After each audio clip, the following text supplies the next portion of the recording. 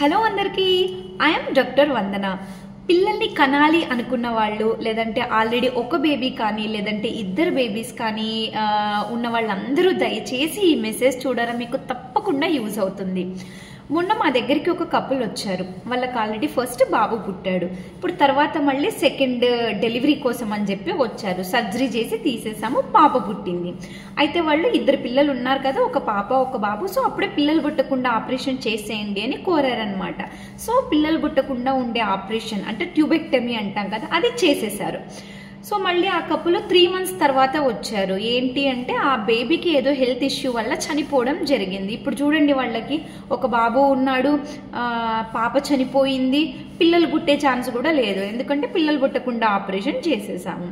So నేను మీకు ఈ మెసేజ్ ఎందుకు చెప్తున్నాను అంటే, ఫస్ట్ బేబీ పుట్టిన తర్వాత సెకండ్ బేబీకి డెలివరీకి వెళ్తారు కదా, చాలా మంది డాక్టర్స్ని ఏం కోరుకుంటారు అంటే డెలివరీ చేసినప్పుడే ఇమీడియట్గా పిల్లలు పుట్టకుండా ఆపరేషన్ కూడా చేసేసేయండి అని అడుగుతూ ఉంటారు.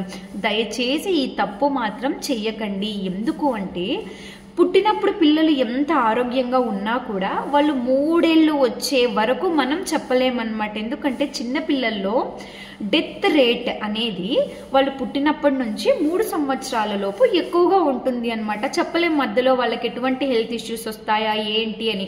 వాళ్ళు 3 సంవత్సరాలు రావాలి, వాళ్ళు మంచి ఆరోగ్యంతో ఉండాలి, అప్పుడు మీ బిడ్డ బతికి బయట కట్టినట్టు అనమాట. మీరు అప్పుడు కావాలంటే చేయించుకోండి చిన్నపిల్లలు పుట్టకుండా ఆపరేషన్.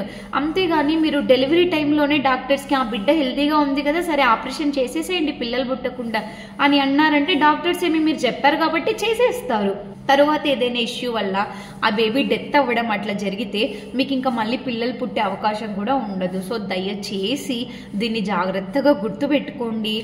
మీరు డెలివరీకి వెళ్ళిన తర్వాత అది సెకండ్ బేబీ కావచ్చు, థర్డ్ బేబీ కావచ్చు, జస్ట్ డెలివరీ చేయించేసుకొని రండి. పిల్లలు పుట్టకుండా ఉన్న ఆపరేషన్ కావాలంటే మీ లాస్ట్ బేబీ ఎప్పుడైతే 3 years దాటుతుందో అప్పుడు కావాలంటే చేయించుకోండి. అట్లీస్ట్ 1.5 to 2 years అయినా వెయిట్ చేయాలి.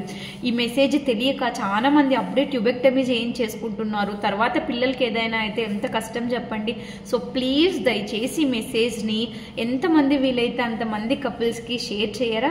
అండ్ నేను ఛానల్ చాలా కొత్తగా స్టార్ట్ చేశానండి. ఇలాంటి మరిన్ని హెల్త్ టిప్స్ తోటి మేము ముందుంటాను. So please do subscribe my channel and share this video to as many as possible.